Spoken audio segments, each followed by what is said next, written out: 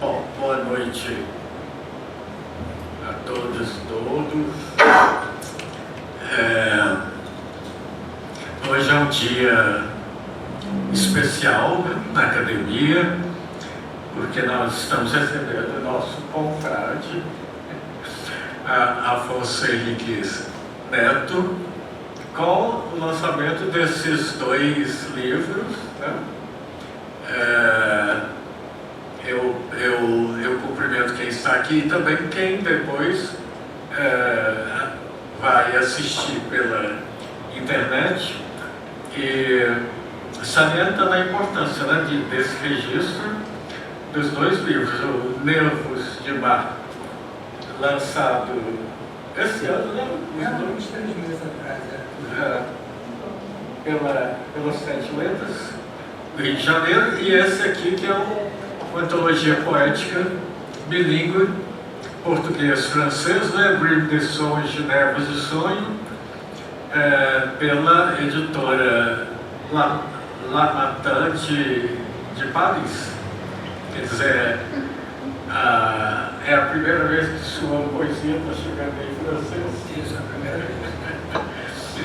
Bom, nós estamos aqui, o Rogério Maria Tavares, que é o presidente emérito da academia, mas a nossa estrela é o Afonso Henriques, para quem eu passo a palavra, então, inicialmente. Bem-vindo à sua casa, né? Muito obrigado.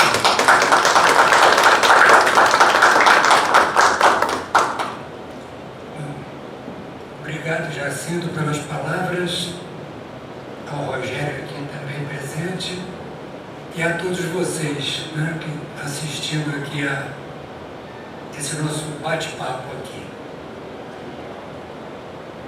O lançamento hoje é dessa antologia francesa, né, que o Jacinto acabou de falar, que tem o título de Névoas de Sonho, em português, e que foi traduzido por Brume de Songe, né, em francês.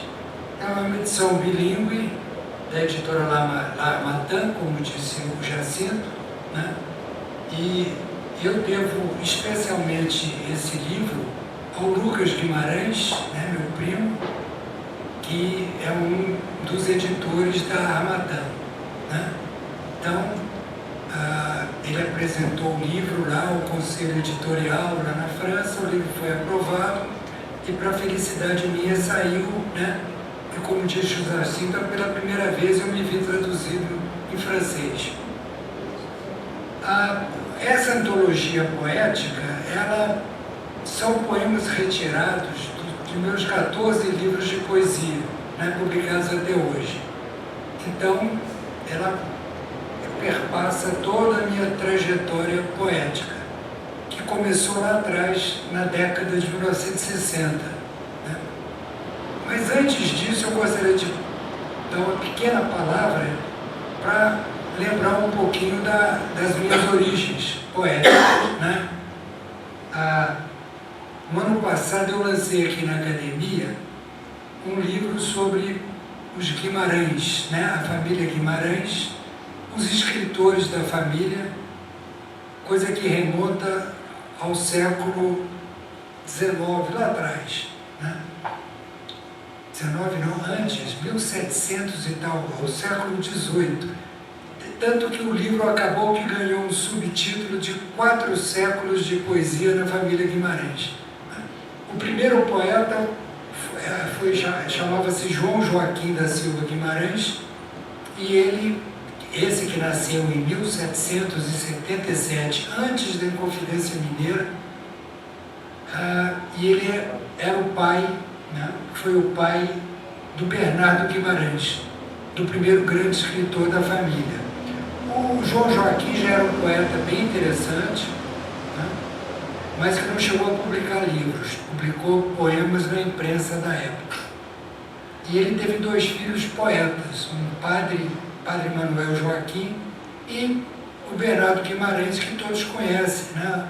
Todos conhecem poeta importantíssimo do romantismo brasileiro e autor também de ótimos romances muito conhecidos, como é o caso da Escravizaura, né? Depois do Bernardo, foi tio-avô do meu avô, do Alfonso de Guimarães, que é um poeta simbolista, também muito conhecido, né? Aliás, nós estamos aqui na Casa Alfonso de Guimarães, né? É a nossa Academia Mineira de Letras. E o Alfonso teve também um irmão, Arcângelos, poeta, né? Arcângelos de Guimarães. Ele também latinizou o nome, como o irmão, né? Porque meu avô tinha o mesmo nome meu, Afonso Henriques, né? O nome civil dele era Afonso Henriques da Costa Guimarães. Certamente recebeu esse nome de Afonso Henriques do pai português, em homenagem ao primeiro rei de Portugal, né? Dom Afonso Henriques. Então, esse nome foi dado pelo meu avô também a meu pai, que também era Afonso Henriques e que se tornou o poeta Alfonso de Guimarães Filho. E filhos, então, do meu avô, Alfonso de Guimarães, meu pai, Guimarães Filho, e João Alfonso, meu tio, né? Excelente contista e romancista, e também poeta. E aí chega a minha vez, né? Sou filho do Alfonso, sou o Alfonso Henriques de Guimarães Neto, e tenho já, depois de mim, né, meu primo Lucas Guimarães, que está aqui presente, que eu já citei, e mais dois sobrinhos que estão lá no Rio de Janeiro, né, Domingos Guimarães e Augusto Guimarães. Augusto de Guimarães Cavalcante, como ele se assina. Bom, então essas minhas origens eu gostaria de deixar, né, bem registrado. E eu nasci aqui em Belo Horizonte e meu pai trabalhava para o Juscelino Kubitschek, que era o então governador do estado, né? Isso lá atrás, no final da década de 1940, coisa bem recuada. E o Juscelino, mais na frente, resolveu se lançar candidato a presidente da República, né? Apoiado pelos trabalhistas, depois da morte de Getúlio Vargas, aquela tragédia toda política brasileira, que Juscelino foi o único governador da época que apoiou Getúlio integralmente, e quando Getúlio morre, os trabalhistas resolveram apoiar Juscelino e ele então se lançou candidato a presidente. Meu pai foi trabalhar no Rio, num comitê eleitoral do JK, né? E fomos para o Rio. Eu saí daqui de Belo Horizonte com 10, 11 anos e fui para o Rio. E meu pai dizia, olha, se a gente ganhar a eleição, a gente fica pelo Rio, né? Porque o governo é lá. Mas se a gente perder, voltamos todos para Belo Horizonte.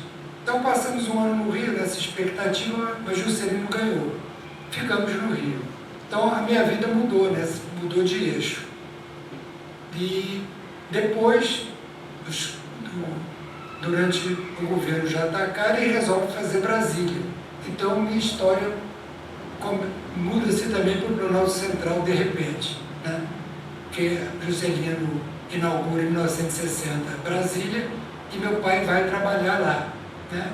E lá vou eu, e lá eu fiz a universidade, me formei lá em Direito, e lá comecei a escrever minha poesia, né? Para valer mesmo.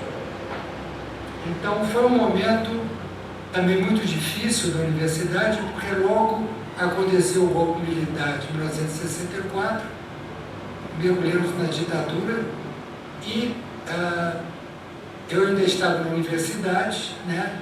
Participei de toda aquela dificuldade, né, política da época, com a universidade invadida e tudo mais. Bom, e naquele período eu escrevia meus poemas e percebi também a dificuldade de editar qualquer coisa, né? Porque qualquer poema passava a ser algo perigoso, né? Para a censura política dos militares.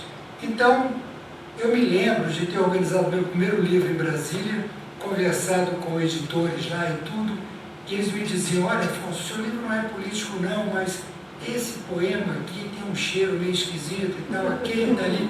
E aí eu digo, não, eu não vou fazer censura no meu livro, você edita assim ou não. Aí, tá difícil e tal. E eu aí percebi que estava muito complicado. Já é uma coisa muito difícil editar poesia, né? Não é uma coisa simples. E com a censura no cangote fica quase impossível, foi o que eu percebi lá em Brasília. Então, naquele momento eu tinha um grande amigo também, vários amigos poetas, mais um, assim, que era um amigo mais chegado, o Eudoro Augusto, que era um poeta, né, que a gente trocava muitas ideias. E aí a gente resolveu fazer um livro independente. Diz, olha, já que a gente não tem, já que o negócio está fechado, vamos sair pela tangente, né? E como a gente tinha que bancar o próprio livro, né, pagar o próprio livro, resolvemos fazer um livro em conjunto, para dividir as despesas. E aí eu fiz meu primeiro livro de poesia, O Misterioso Ladrão de Tenerife, que é toda a produção do final da década de 60.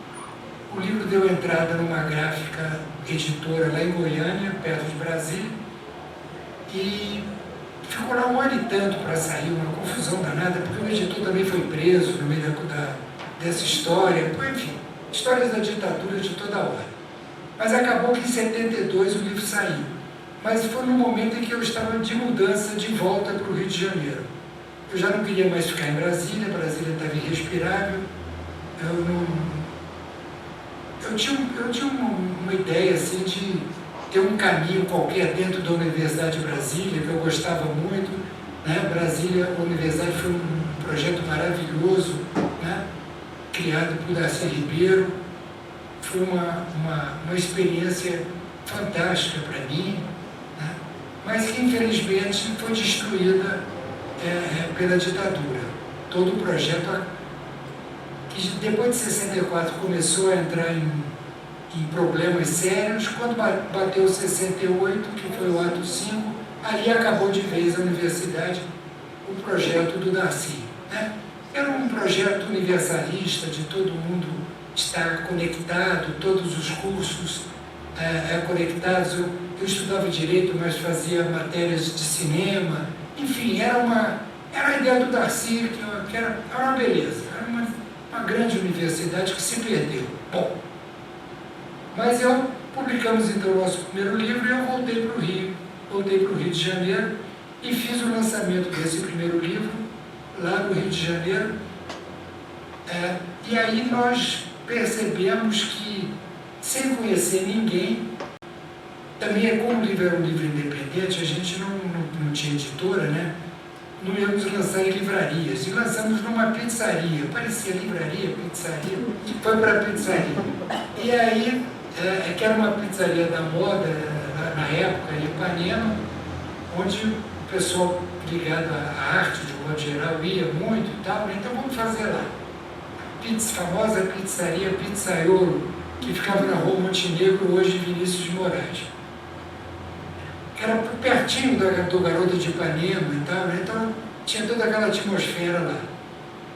E a surpresa foi que eu não conhecia ninguém no Rio, né? E o lançamento apareceu gente à peça, nós esgotamos praticamente o livro. Porque aí é que a gente percebeu que toda a juventude, né, intelectual, vamos dizer assim, lá no Rio de Janeiro, inclusive os poetas, no caso, estão tentando driblar o mesmo problema da censura e tal, né?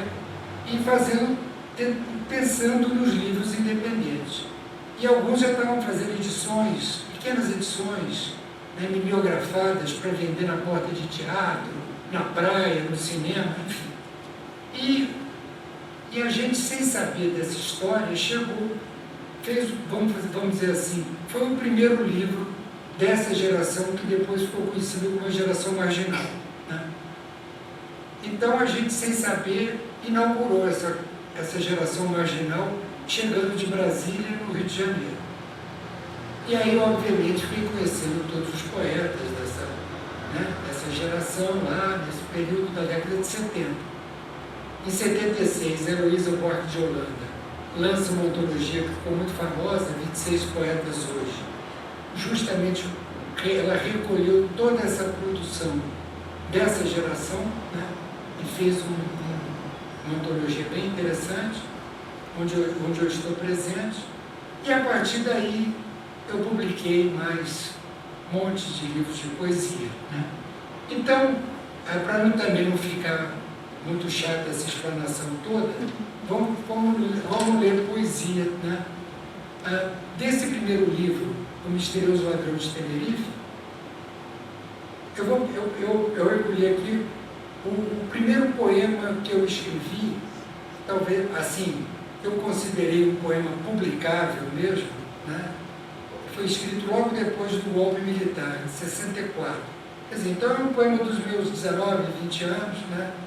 Eu tinha muitos poemas dessa época, mas aproveitei poucos, era muita coisa ruim, né? Porque essa é uma idade complicada. Você acha que está fazendo grandes poemas, mas quando você envelhece um pouco, você diz, ih, não. Né? Aí você faz uma seleção melhor. Mas esse poema, eu acho que resistiu ao tempo, né? E era um poema político, mas sem ser panfletário. Mas esse era o tipo do poema que o editor disse, olha, isso aqui acho que não dá para publicar, você me desculpa. Então o poema diz o seguinte: a paisagem não vale a pena. Pesa dizê-lo assim tão duramente, mas o que posso fazer contra os mascarados que penetraram os altos muros e agora coabitam os aposentos desolados? Já não vale a pena amanhã. Os embuçados chegaram em surdina e foram destroçando todos os pilares, todas as primaveras, as lúcidas esperanças, vultos tão horrendos que paralisaram o dia. A noite não significa mais nada. As casas dormem e não significam nada. O vento cortou-se em 1000 fatias de desespero. Que dimensão canta além da treva? A face repousada, os olhos claros. Então, esse poema tem essa marca política, né, dessa angústia daquele momento, mas eu gosto muito desse final dele em que se abre por uma esperança, né? Que dimensão canta além da treva, a face repousada, os olhos claros, que na verdade é a face da liberdade, né? E a gente não tinha e que estava ansiando por ela, né?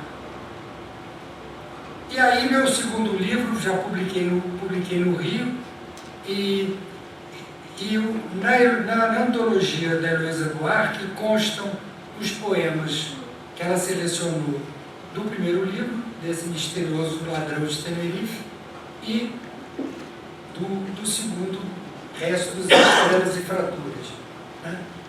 Eu vou ler desse segundo livro, primeiro um poema muito curto, um epigrama metafísico, vamos dizer assim, que diz o seguinte: engole o peixe com espinha e tocarás a guelra de Deus. Aprende todas as palavras antes de reduzi-las a uma.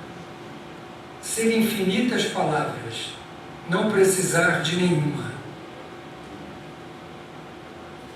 Então, esse pequeno epigrama até hoje resiste muito, porque todo mundo gosta muito dele, e é um epigrama lá de trás, né, dos meus 20 e poucos anos, né? E desse período, desse segundo livro, continua acontecendo poemas de tons políticos. Tem esse aqui que se chama Dos Olhos do Não. Se lhes derem o líder, a ordem, o partido, não acreditem nesta imposta realidade, neste implacável colar de conchas de ar. Se lhes derem os códigos, os gestos, as modas, não acreditem nesta enlatada realidade, nesta implacável aranha de invisíveis fios. Se lhes derem a esperança, o progresso, a palavra, não acreditem na vazia realidade, na implacável engrenagem das hélices de vácuo. Aprendam a olhar atrás do espelho, onde a história jamais penetra, a profunda história do não registrado.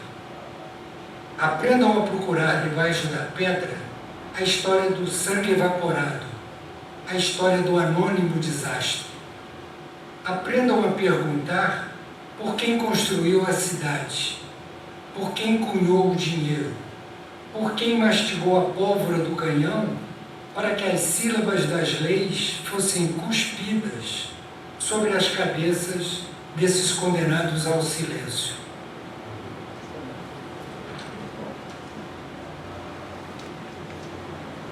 E é desse período também, eu estou insistindo muito nesse período porque eu acho que foi o período mais importante da minha trajetória poética, no sentido dessa grande participação que de fato eu tive, né, junto com aqueles poetas todos naquele período, né? A gente aprontou muito lá, sabe? Muita coisa interessante, importante. Tinham grupos muito bons, né? O Nuvem Cigana, que era um coletivo de poetas de muita qualidade, enfim, era muita gente boa, né? Muita gente que até hoje a obra permanece até agora e tudo mais, né? Então, é aquele momento assim que você de fato começa a construir teu trabalho de verdade, né? Então, para mim tem um lado assim muito, eu tenho muito carinho mesmo, vamos dizer assim, né? Tem muito meu coração ali, né?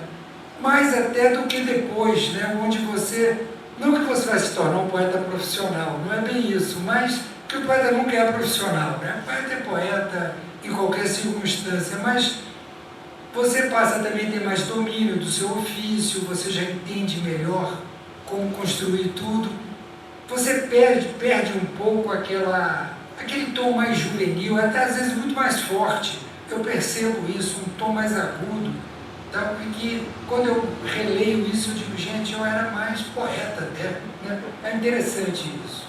E você sabe que eu gosto muito disso. Outro dia eu estava percebendo esse negócio. Por exemplo, eu gosto muito dos Beatles, acho que todo mundo, né, gosta. Porque era uma banda da minha época que a gente adorava, né, entre outras. E eu, ao longo do tempo, a gente sabe que os Beatles foram evoluindo, né, também em termos musicais, e que terminaram com uma qualidade sonora impressionante, né, então. Mas hoje em dia eu costumo ir lá atrás, sabe? Os Beatles de 63, 64, do início deles, em que havia um tom mais cru, mais, sei lá, mais verdadeiro, mais na esquina, sabe? Mais pegando mais o coração mesmo ali, sabe? Sem muita construção, que depois ficou melhor, eles ficaram melhores, eu não estou dizendo que não, mas aquele momento inicial, para mim, tem um valor muito, muito grande, sabe? Então é mais ou menos isso que eu quero dizer. Eu vou para o meu início e digo, que coisa boa isso aqui, eu me sinto mais ali dentro, né? Então tem esse poema aqui que se chama Quase Cinza. Também político. Então, notam que depois que a ditadura caiu, eu parei de escrever esses poemas, entende? Eu me tornei talvez mais livre, não sei, mas não que não tenha perdido, eu não perdi nunca essa pegada não, mas aqui eu era muito político, e a gente gritava esses poemas nos lugares em que a gente podia, né? Então por isso que eu estou trazendo eles aqui para vocês. Quase Cinza. Eu sei onde ladram os ventos pelos ladrilhos dos mistérios inexistentes. Eu sei de que matéria esta sensação de derrota é feita, moldada, entre instrumentos de tortura e pálpebras e espelhos amassados. Eu sei dos que falam no escuro a flauta da voz das fábulas. Eu sei através do vídeo o vácuo do sangue atrás e além da imagem, violentos planetas vomitando drama. Eu sei as tartarugas infinitas, os bodes expiatórios. os lavabos cheios de unhas vivas, a eternidade do gesto humano morrendo no longo tombadilho. Sei das certezas e incertezas verdes. Sei do resumo de tudo a dançar na chuva mais cotidiana. Só não sei do teu sorriso se diluindo em nuvem. Só não sei do teu corpo todo em luz de mulher amanhecida. Só não sei do timbre de tua voz entre borboletas e musgos fluindo do único verbo. Só não sei do opalescente rastro de teus pés entre cachoeiras apagadas. Só não sei da galáxia a resumir vazia o silêncio mortal de tua alma quebrada. Ai de mim, que eras ouro e breve. Então, o tom lírico sempre existiu na minha poesia, né? O tom lírico, alguma coisa buscada do surrealismo. Eu tenho várias influências assim na minha poesia, mas nesse período tem essa marca bem política. Mas isso não quer dizer que eu tenha abandonado esse tom, não. Eu estava me lembrando aqui que depois, mais na frente, já depois da ditadura e tudo que vamos deixar lá para trás, felizmente, e eu editei um livro chamado Cidade Vertigem, em que eu tenho poemas em que de novo eu sinto a presença desse tom, né? Eu já estava com meus 40 e tantos anos, 50 anos, mas ainda tinha um pouco do tom dos 20 anos. Eu tenho nesse livro da Cidade Vertigem uma oração urbana que eu gosto muito, que ela diz o seguinte: Pai nosso massacrado na cidade, santificado seja o martírio da carne. Venha a nós o espetáculo de sombra, pânicos animais no cósmico matadouro. Seja feita a treva singular que clama pela aurora do divino. O labirinto nosso e o pão do mistério caiam em tempestade sobre os ossos do universo. Amém. Então é um novo Pai Nosso, né, que se transforma em uma oração urbana, já com nossa realidade aí das megalópolis e tudo mais, que é o que está dentro desse meu livro, Cidade Vertigem. Né?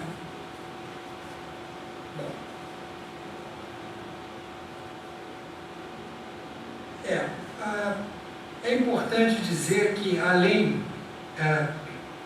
os meus 3 últimos livros de poesia, né, foram O Cantar de Labirinto, de 2022, agora a coisa mais recente. Né?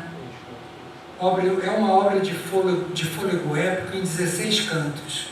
Eu sempre quis, desde do meu passado, eu sempre quis fazer um livro. Eu posso até dizer hoje isso, né? A semelhança da invenção de Orfeu, do Jorge de Lima. Nós temos esse Jorge de Lima, que é um poeta extraordinário, modernista, né, brasileiro, também muito influenciado pelo surrealismo. O Jorge escreveu no final da vida dele esse notável livro, que é A Invenção de Orfeu, que é um épico em 10 cantos, de acordo, conforme o Lusíadas, né, do Camões, só que é um épico moderno, é um épico sem história, sem aventura, sem a aventura, o enredo épico. Né? Porque o poema épico vem lá de Homero, lá de trás, né, da Grécia Antiga. Homero lá trabalhava a história da Guerra de Troia, né? Tanto na Ilíada quanto na Odisseia. Foram as 2 primeiras epopeias do Ocidente.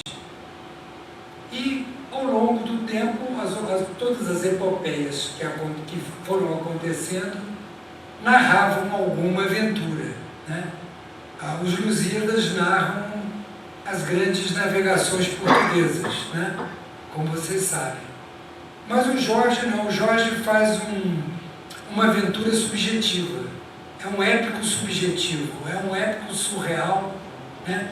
Em que ele até finge de vez em quando que ele está falando do Brasil, de uma história brasileira, mas é mentira, ele está falando de um delírio poético absoluto, em que ele vai e volta no tempo, no espaço, onde ele está no Brasil, mas ele não está mais no Brasil. Enfim, é um livro notável. Eu acho o melhor livro do modernismo brasileiro, né? Para mim, né? Muito discutível falar o melhor nessas coisas, mas esse, o Jorge de Lima, o Emerson de Ofeu enche minhas medidas. Eu me entusiasmo muito com esse livro, né? Então, quando eu descobri esse livro nos meus 20 anos, eu falei, gente, eu quero fazer uma coisa dessa na vida, que coisa maravilhosa, né? Fiquei com isso na cabeça, e agora já, né? Eu bem mais velho, né? Agora na minha maturidade e velhice, resolvi enfrentar esse desafio, de que, Afonso, está na hora de você sentar e escrever o teu épico, né? Sugerido lá atrás pelo Jorge de Lima. E fiz esse Cantar de Labirinto, que é só que não ficou em 10 cantos, ficou em 16 cantos, ficou enorme, uma coisa enorme. E depois, em 2023, eu editei minha poesia reunida num livro chamado Eixo de Abismo, né? E, por fim, agora este ano, eu editei esse Nervos de Mar, né? Que o Jacinto mostrou aqui para vocês e que eu fiz um pequeno lançamento aqui agora, né? Ou seja, voltando para o princípio, As Névoas de Sonho, a antologia francesa, né, vamos chamar assim, ela traz poemas de toda essa trajetória, né? Então, é mais ou menos isso que eu queria colocar para vocês, né? E abrir aqui um bate-papo qualquer, né? Para a gente continuar falando sobre poesia, porque eu acho que, de repente, quando o poeta se apresenta, então, eu sempre penso que o melhor mesmo é ler poesia, né? Mas eu fico aqui aberto primeiro para a gente poder conversar um pouquinho, não só com a mesa, mas com os presentes.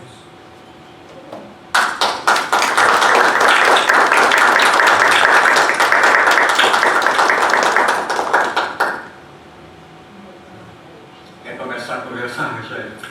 Olha, boa noite a todos, todas. Eu queria saudar o público que nos assiste aqui, que acompanha conosco pelo canal da Academia no YouTube essa noite dedicada à poesia.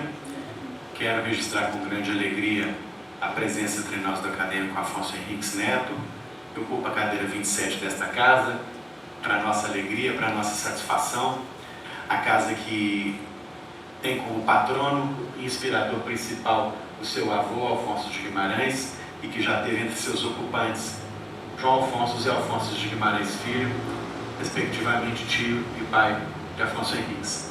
Quero saudar o Lucas, que está aqui presente, tanto na sua face de militância poética, quanto na sua face de militância editorial também, porque é o responsável pela edição, pela ponte com a Armatã, que gerou esse belo resultado aqui, que hoje nós temos em mãos, né? Isso é muito bom, tanto para a carreira do Afonso, quanto para a poesia brasileira. É muito bom ter um autor brasileiro publicado em outra língua, com textos que vão circular em outra cultura, em outros territórios.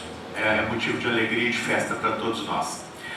Como já foi dito aqui, como o próprio Afonso Henriques já falou, ele vem de uma família que tem uma impressionante tradição no campo da poesia e das letras de forma geral, da prosa de ficção também, dos contos, e é uma alegria saber que há tantas gerações uma família é presenteada com um talento dessa grandeza, né? Já são muitas gerações. Esse livro que o Afonso Henriques fez referência e que reúne a poesia e a produção, melhor dizendo, dessas tantas gerações, é um livro precioso, porque ele oferece um roteiro também para conhecer esses poetas e os tempos em que eles viveram, né? Então, para nós é motivo de celebração também, festejar essa tradição, essa persistência de uma família no campo da produção literária, né? E é tão interessante ouvir o Afonso falando da trajetória dele, ele sendo herdeiro de uma tradição tão sólida, tão bonita, tão consistente, ele dá nova dicção né? Uma dicção muito própria, quando ele surge na cena literária brasileira, justamente aí entre os anos 60 e 70. Né? Ele, leitor de seu tempo, leitor do tempo histórico que coube a ele viver, ele produz uma poesia alinhada àqueles ares, àqueles tempos, àquela circunstância, fundando o movimento do que se chamou de poesia marginal, né? Que ele descreveu tão bem aqui, né? A partir ali do Rio de Janeiro, tendo como companheiros o Eudoro Augusto, Ana Cristina Ana Cristina César, Chacal, o próprio Sequim, que aparece nos 26 Poetas Hoje. Então isso é muito interessante, é ver como o portador e o herdeiro de uma tradição tão consistente, tão sólida, tão firme, enuncia uma voz tão alinhada ao tempo histórico que ele soube viver e funda um outro movimento. Isso é muito bonito. Eu queria rapidamente me permitir aqui fazer o que o Afonso fez. Serei brevíssimo para não abusar da tolerância do público, mas vou ler 2 ou 3 textos dele, que são bastante bonitos e que estão nos 2 livros que estão sendo lançados nesta noite aqui. Eu começo com Espera. Tudo dorme no desconhecido. Espera. As imagens lentamente do dia rompem a mordaça e o grito é bastante para sonhar o infinito. As mesmas rubras sílabas da cerveja, caranguejos bailando nas vitrolas, o café tomado às pressas entre azuis mulheres, talvez impressionistas. Consciente beijo do amigo, pássaros nas eternas janelas, uma praça, o morto, o buquê. As imagens do ser flutuam em paisagem, essências dançam. Há quem pinte na estação o trem inexistente. O poema perdeu todo o sentido. Vazia a correria do texto, sexos acima. Eu gostaria mesmo da visão dourada, as faces de ouro e marfim do desolado inverno, o contrabando de espelhos, os sons a fluírem das nuvens, a procissão das unhas, retorno, bichos que cospem terra atrás dos olhos dos repolhos, perfume dos legumes da manhã, o nenhum mistério na noite, todos, e o gás das fábricas e os tóxicos automóveis, pois tudo desperta em dormir no descabido. Espera a próxima cerveja evaporada. Rapidamente leio Nada a desenhar. Nada a desenhar sob o diamante do olhar, poeta no abismo medular. Nem há no fundo do coração do mundo sonho ou vento demiurgo que tudo venha explicar. Carne ou metáfora não importa, sendo nada tudo alcança. O poeta é a viagem mesmo contra a esperança. A minha pergunta é sobre esse poema, mas vou me permitir rapidamente ler mais um poema bastante breve.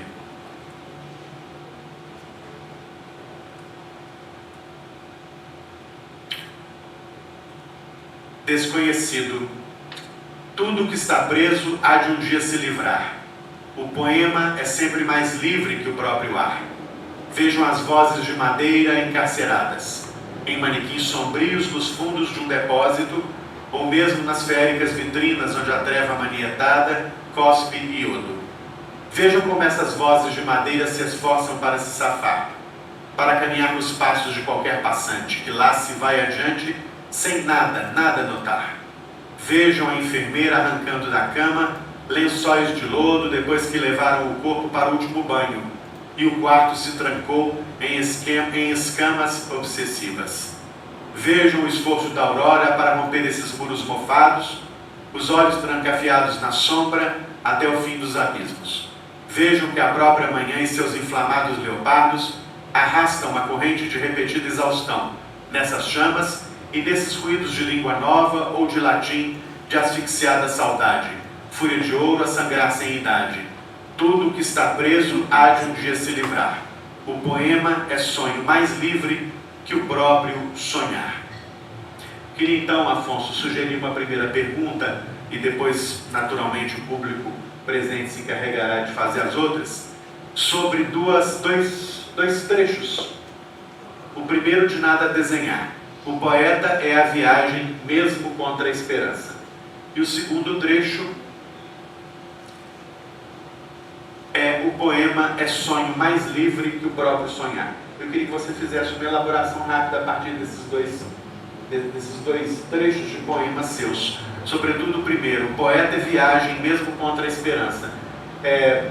A gente, não é preciso dizer, abre todos os dias os jornais e se depara com as notícias mais terríveis do mundo, né? A gente acha que a guerra acabou, a guerra não acabou. Pelo contrário, começou mais uma, começou mais duas, né? As epidemias se sucedem, a tensão política, enfim, adquire proporções absurdas. Qual é o lugar da poesia nesse mundo? Pois é, o poema tem muito isso que você falou mesmo, né? Frente à desesperança, né, você tem que construir alguma luz, alguma esperança. A poesia é muito isso, por isso que eu estava até brincando aqui, né? Quando o poeta vai falar, é melhor que ele fale os poemas, porque a poesia, mesmo aquelas mais duras, que eu li algumas coisas duras aqui, e o Rogério também leu, né? A minha poesia não é uma poesia cor-de-rosa mesmo, eu sei disso, né? Mas não importa, isso não importa, não que eu seja, acho que tem poetas em que onde a luminosidade está mais presente, o que é muito bom também. Eu sinto isso com tons mais noturnos do que da claridade. Mas isso é porque eu acho que lá, nessa falta de esperança, né, ou nessa, como se diz aí, né, o poeta é a viagem mesmo contra a esperança, quando você está desesperançado, é a hora da poesia. É a hora de você insistir na viagem. É isso, basicamente, que está dito no poema. O poeta é a viagem mesmo contra qualquer desesperança, né? Então, a persistência na poesia, para mim sempre foi muito importante, até existencialmente falando, sabe? Psicologicamente falando, qualquer coisa, a poesia ajuda a gente a viver, sabe? Ela tem assim, para mim pelo menos, eu me lembro que recentemente eu vi um Drummond falando sobre isso, eu achei muito bonito, né?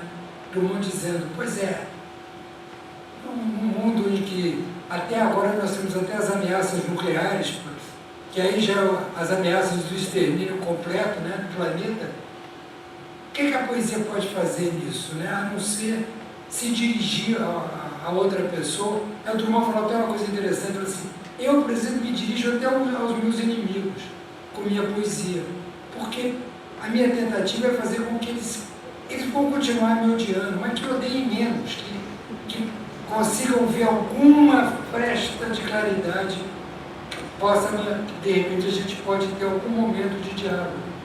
Então ele falando assim, e que a poesia traz muito isso, né? Eu sempre noto isso, quando você tem um encontro poético, todo mundo começa a falar poesia, pode ser a poesia que for, né? Pode ser a mais dramática, a mais pesada, a poesia erótica, a poesia amorosa, toda essa mistura de gêneros que é fantástico da poesia, né?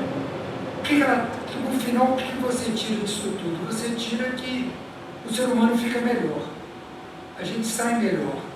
Eu sinto muito assim, como eu entro num museu, num bom museu, e que eu vou vendo aqueles quadros dos grandes pintores, né? Eu não sou pintor, não trabalho com aquilo, mas aquela arte é de tal maneira envolvente, forte, entra dentro da gente, e quando você sai para a rua depois, você olha as coisas com outro olhar, você começa, tudo muda, né?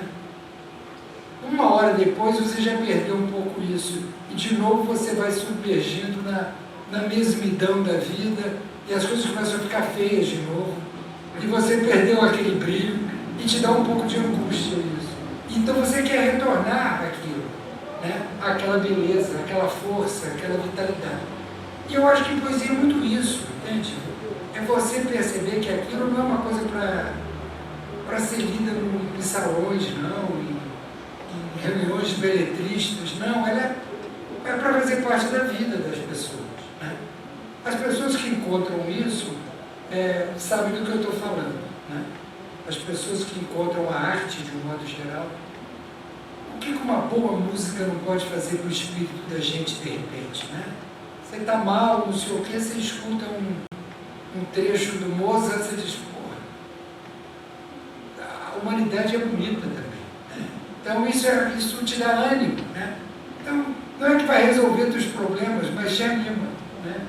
E é mais ou menos isso, né? O poeta é a viagem no sentido da poesia, né? Mesmo contra a esperança. Afonso, eu quero te perguntar sobre a antologia. Ela é bilíngue, né? Então é uma antologia em português e em francês. Qual foi o critério de seleção? Quem selecionou? Você que selecionou? Quem traduziu? Interferiu na seleção? E se a ordenação como é? Cronológica, a ordenação dos poemas? Basicamente é cronológica. Com, às vezes, uma troca ou outra, mas é cronológica, do começo da minha poesia até o final, né? Dos últimos livros. Foi uma escolha minha, assim. Eu fui pegando meus livros e aquilo que eu mais gostava, assim, que mais me calava, eu fui botando, né? Evidentemente que ficou uma antologia muito maior, depois eu tive que cortar um pouquinho, porque senão ia ficar uma coisa excessiva, né? E cheguei a essa. A tradutora foi uma amiga minha, a Márcia, lá do Rio, que era muito boa tradutora, uma professora que mora na Suécia e tudo, mas eu trabalhei com ela na década de 70, na Funarte, é uma antiga amiga, assim, né, que depois eu nunca mais vi, porque ela foi para lá e tal, para a Suécia, mas ela tem voltado muito aqui no Brasil para fazer palestras e tudo, e trabalhar com universidades também, que ela trabalha com a PUC, lá no Rio, etc. E quando surgiu a ideia de fazer essa antologia, né, a partir do Lucas, que eu contei aqui, que falou comigo, vamos fazer e tal, né, eu me lembro que a Márcia estava no Rio, eu falei, eu vou saber da Márcia quem é que poderia ser uma boa tradutora, ou tradutor, né, para o francês. Porque eu sei que ela não traduzia para o francês, a Márcia trabalha com o sueco, obviamente, onde ela mora, e o alemão, né? Mas ela domina muito bem alemão e o sueco, o francês ela não domina tão bem. Eu falei, agora eu não traduzo para o francês não. Mas eu tenho uma amiga, que é a Ângela Leite Lopes, que é uma excelente tradutora para o francês. A Ângela tinha acabado de traduzir lá para uma editora francesa toda a obra do Nelson Rodrigues, do teatro do Nelson Rodrigues. E então ela falou, olha, você conversa com ela pode fazer, você dá uns poemas para ela traduz, você vê se você gosta e tudo. E eu fiz isso, né? Procurei, ela traduziu algumas coisas, eu adorei a tradução dela, ela é muito boa mesmo, né? Porque ela segura bem a língua. Aí eu falei, vai lá, faz o livro, né? E aí trabalhamos juntos, né? A gente dialogou muito, as dúvidas que ela tinha, ela conversava comigo, né? E o livro foi feito. Muito bem. Alguém quer fazer algum comentário? Lucas quer. Eu não sei se a minha voz vai sair. Só um minutinho, microfone.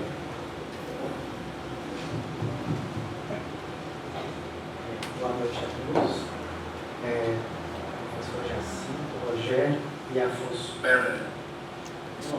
Pode falar mais perto. Alô?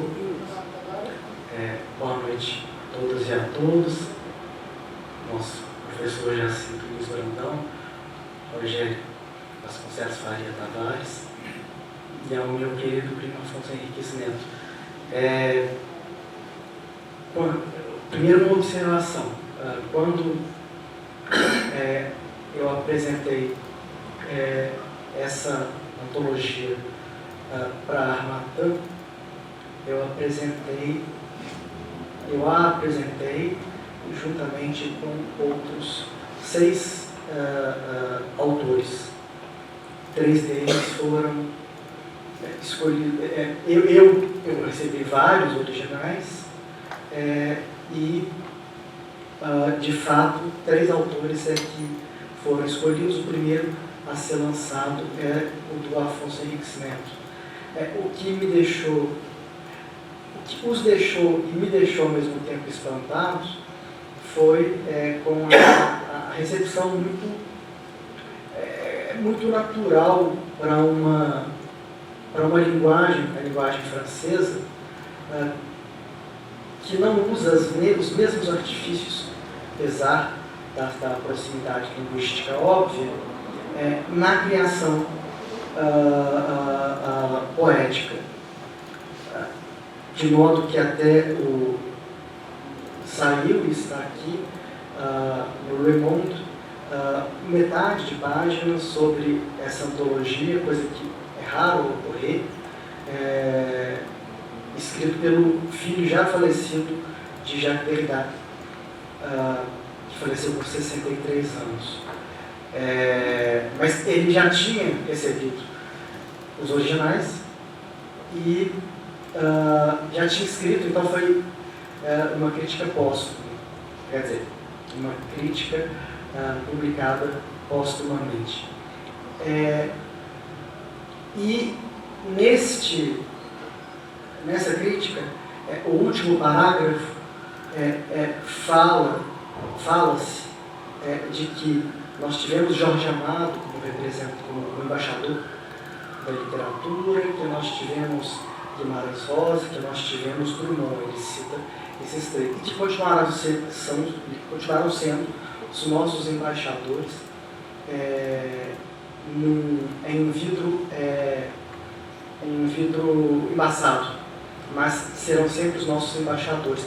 Mas que essa obra mostrava que o Brasil contemporâneo, o Brasil de hoje, precisava realmente ter novamente a leitura francófona.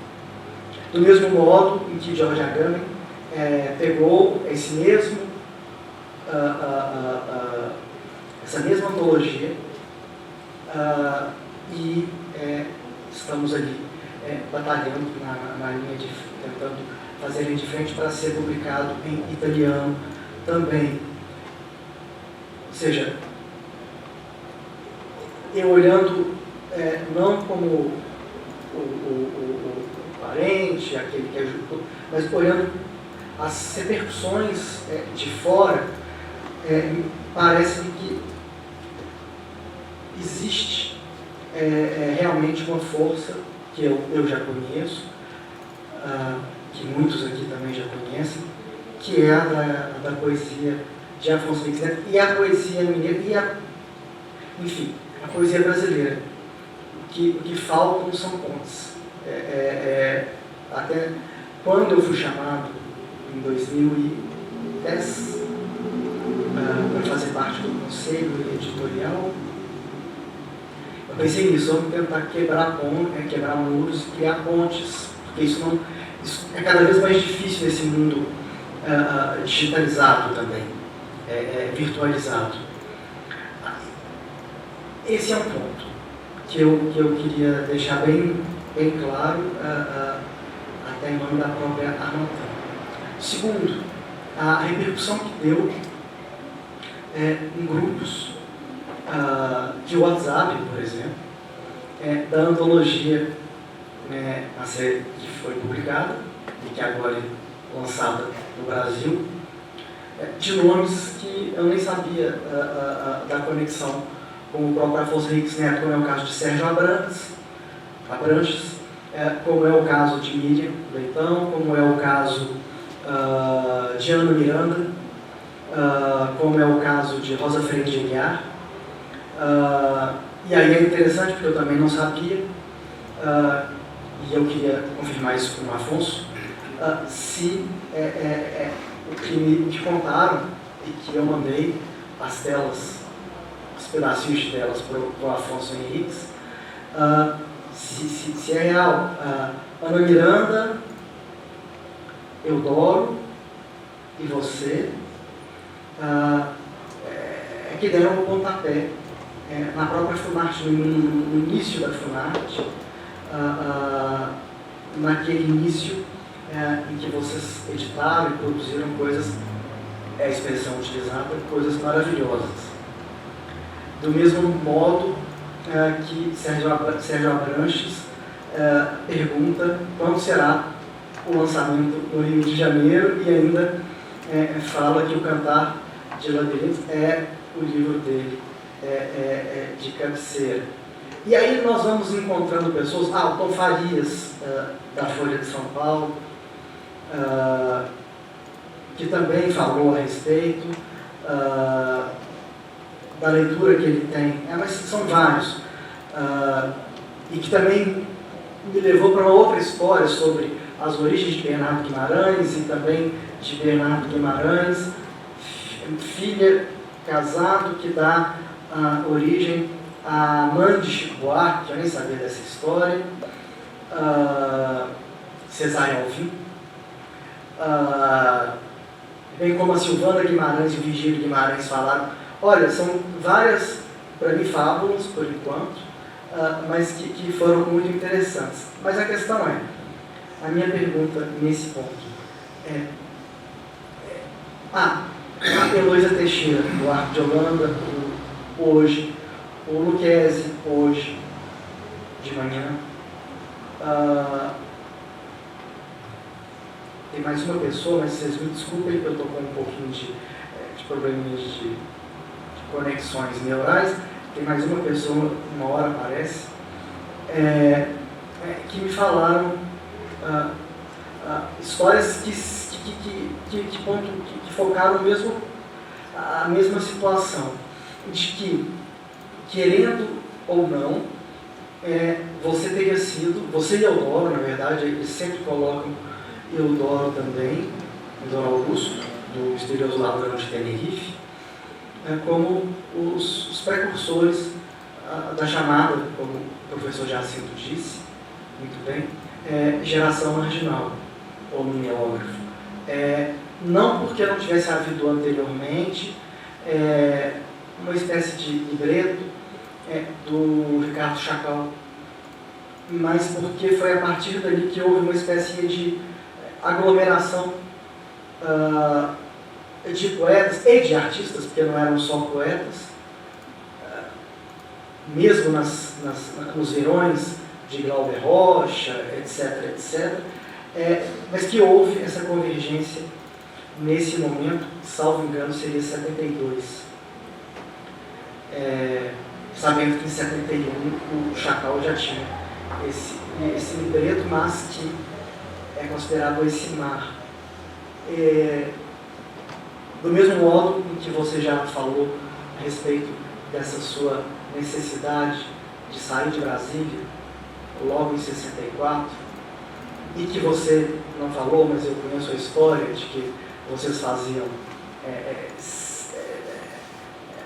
cinemas, salas de cinemas em garagens, etc., com filmes que não podiam ser publicados. A participação do Luiz Áquila, junto com o Eudoro Augusto e você, no Misterioso Ladrão de Tenerife. A própria história do nome, eu acho, das mais divertidas. Como você se enxerga? Eu acho interessante porque Heloísa, porque você, de fato, óbvio, como todos nós, somos, de uma forma ou de outra, frutos do tempo, do nosso tempo. Mas, daí, a conseguir criar, como o Rogério disse, ou a participar, ou a iniciar um novo movimento numa família de 400 anos de escritores, de poetas, como você enxerga isso? Você enxerga isso como algo real? até que ponto você entende que isso é real?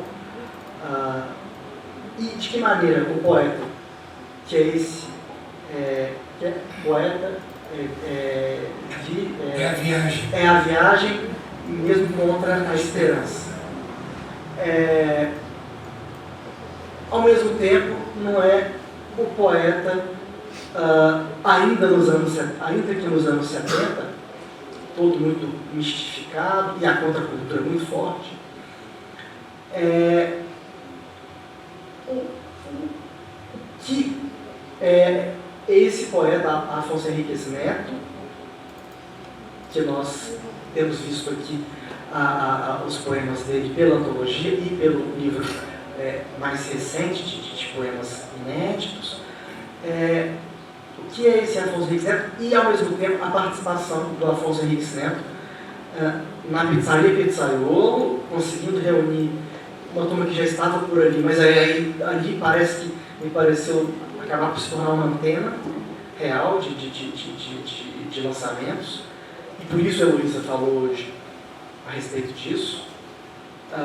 Lucchesi, que fala que você é o poeta marginal, é o melhor poeta marginal e, ao mesmo tempo, não é um poeta marginal, porque você não ficou preso a determinadas formas, aos epigramas, etc, etc.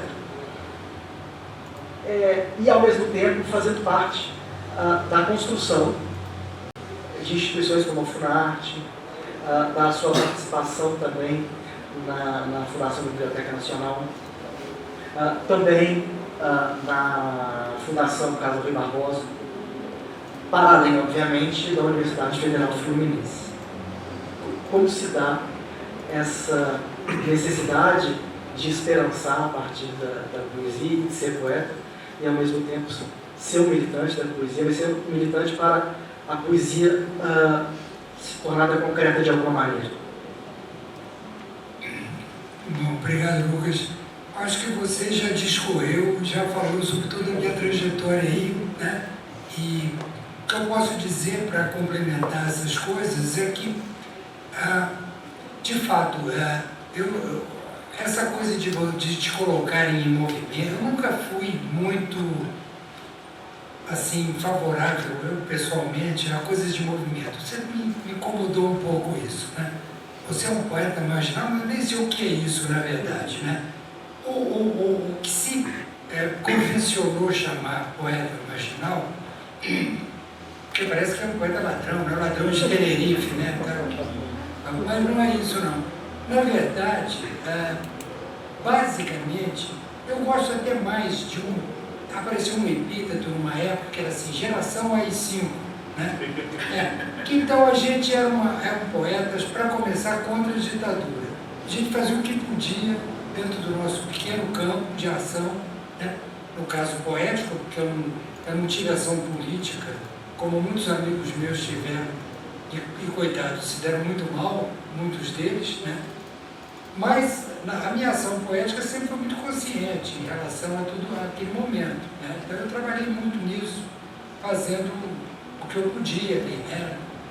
Vários tipos de atuação. Agora, a minha preocupação mesmo, de verdade, era em produzir um bom poema, antes de qualquer coisa, antes de geração disso, geração daquilo. Você tem que ser bom poeta, né? Você tem que, então, eu vivo dizendo isso desde lá de trás, não é agora que eu estou velho que eu estou falando isso, não. Que eu dizia para os meus amigos lá atrás, olha, gente, tem que ler mais, né? Vocês estão lendo um pouco. Porque uma grande parte da minha geração, poetas até bons, que têm um impulso poético, sabem fazer um instrumento legal, têm inspiração, tudo, mas que tinham pouca leitura, pouca formação, né, poética, literária, e que então passaram a se utilizar de truques, quase que de moda da época, né, de construir coisas e ficar preso naquela... E passaram-se 10, 15 anos e continuaram fazendo o mesmo tipo de coisa. Então, esse negócio eu fugia a léguas, né? Eu fazia o meu percurso, a minha viagem, e eu sempre me preocupei muito na própria formação literária, que começou da minha casa, que eu tinha uma bela biblioteca do meu pai que eu não podia jogar fora, né? Então, eu lia muito e tinha muito consciência da minha construção poética. E estava sempre insatisfeito, sempre querendo dar um passo adiante. Essa é uma luta permanente, que é a vida toda isso, na verdade. Então, tem esse lado. Então, essa minha atuação é um lado de atuação mais cultural também, quando você fala da FUNARTE, né? Eu trabalhei lá, fui da primeira leva da construção da FUNARTE, e que a gente teve chance de fazer coisas muito interessantes. Lá trabalharam mesmo, o Eudório foi trabalhar também lá, já me reencontrei com ele, e várias outras pessoas legais que trabalharam lá e que a gente construiu belos projetos, né? Me lembro que a gente construiu um projeto, eu, Eudório, da arte brasileira contemporânea, de edição de pequenos livros sobre os principais pintores, artistas plásticos, né, da época, a conversar de Gershman, aquela tropa toda, e eram artistas também perseguidos pela ditadura e tal, e que a gente deu guarida, porque a FUNARTE foi criada naquele início da abertura política. Então a gente começou a ter algum espaço para que o Estado, o próprio Estado, bancasse determinadas coisas que a censura proibia. Então era um jogo muito doido, né? Muito maluco mesmo, mas que a gente ia empurrando o que podia e colocando, né, na vitrine. Então teve esse meu trabalho lá, foi muito importante, né? Já era um trabalho mesmo cultural, né? Não como poeta, mas como produtor mesmo, né, de cultura, de etc. E por aí vai. Foi assim também minha atuação na Biblioteca Nacional, dirigindo por um tempo a revista Poesia Hoje, né, que infelizmente também parou, né, tem que ser reativada, no meu modo de ver, que é uma revista muito importante para a poesia brasileira. E aí, também na Casa de Rui, me convidaram lá para dirigir o setor de editoração. Eu consegui fazer uma revista lá chamada Escritos, que até hoje está andando essa revista. Então, essa é a minha outra atividade, e na universidade como professor também, né? Eu passei a dar aula em 76 na UF, convidado por um amigo e tal, entrei para a universidade e nunca mais saí também da universidade, né? Então, tem todos esses percursos, né? Então, quando me perguntam, você é um poeta da geração mais nova, eu sou bastante outras coisas também, né? Não só aquilo, aquele momentinho ali. Mas naquele momento foi muito importante, foi muito bonito, né? Tudo aquilo que eu contei aqui para vocês, né? E você lembrou a piada do misterioso ladrão de Tenerife, como é que foi criada, é muito interessante. E a gente levou nosso livro para ser publicado em Goiânia, como eu falei para vocês. O livro não tinha título, né? Que ficou lá, e a gente ficava discutindo o título do livro e nunca saiu o título. E aí o editor foi preso, sumiu, a gente ficou meses sem notícia. Demorou 1 ano e tanto para o livro sair, né? Quase 2 anos. Mas eu me lembro que no último pulo, quando nós fomos a Goiânia, que ele nos mandou uma mensagem: agora eu vou imprimir o livro. Nós fomos para lá, eu, o Eudório e o Luiz Áquila, você lembrou bem, que fez a programação visual do livro, né? O pintor, Luiz Áquila, e o editor lá, né? O Taylor do Oriente, o nome dele.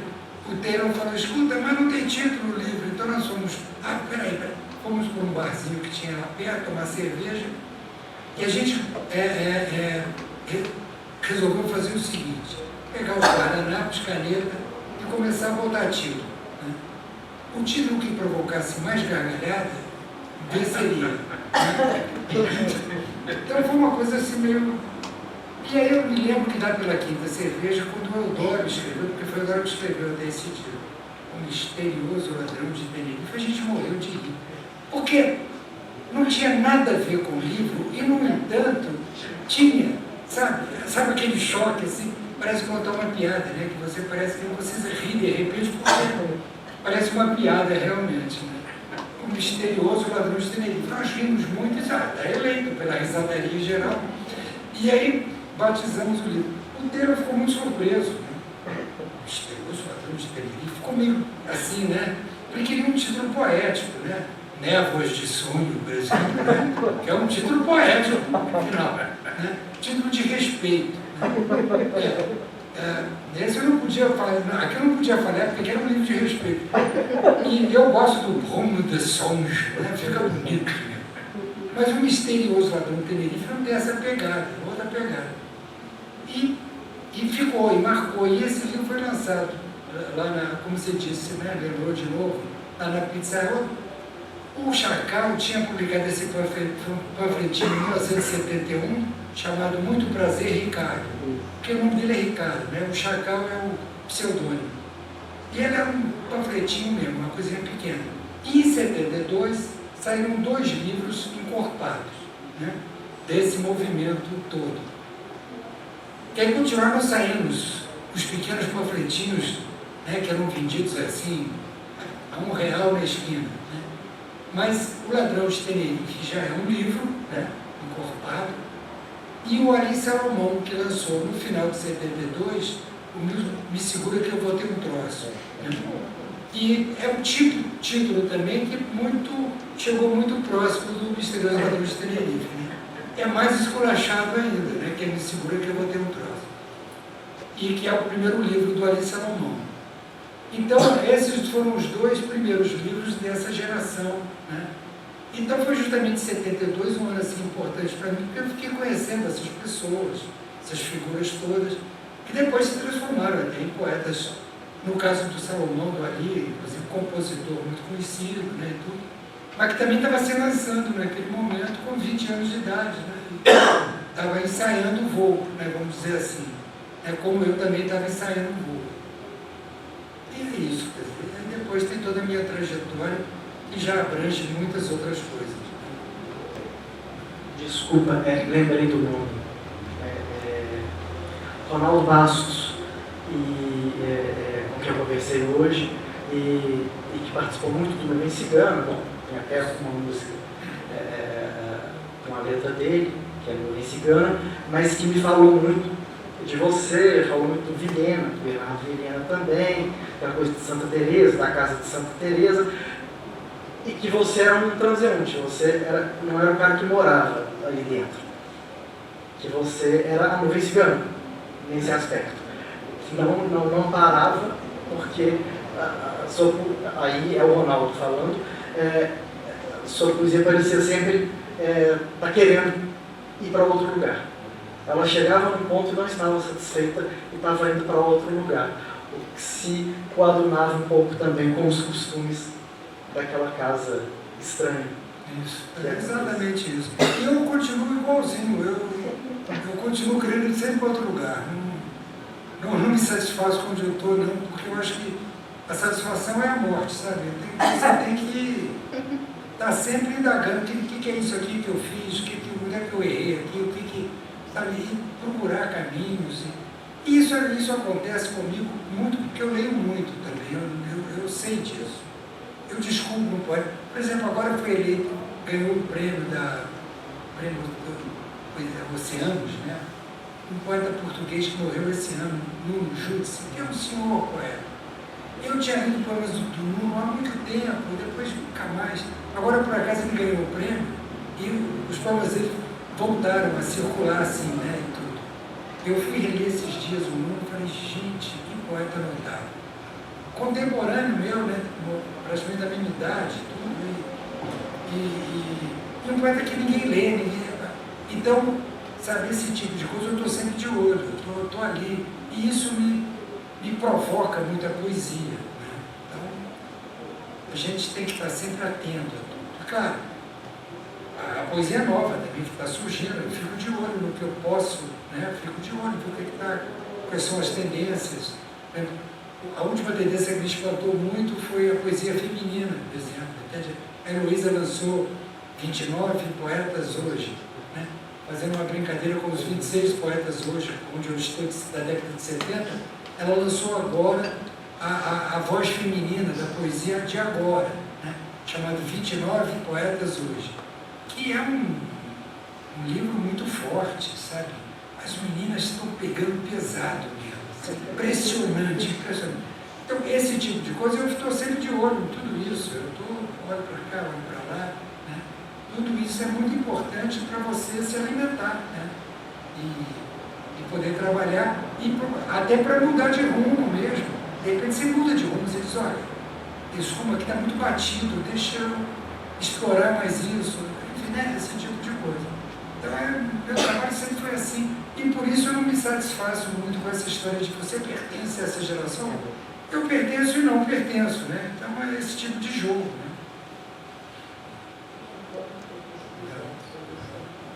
Bom, então, o Thiago chegou. Bom, então eu agradeço ao nosso confrade, o Afonso Henriques, de estar aqui na casa de Alfonso Guimarães, que é a sua casa também. Eu acho que foi uma conversa muito rica. Dou parabéns pelos 2 livros, né? E agradeço a presença de todos, agradeço quem assiste na internet e nós terminamos aqui.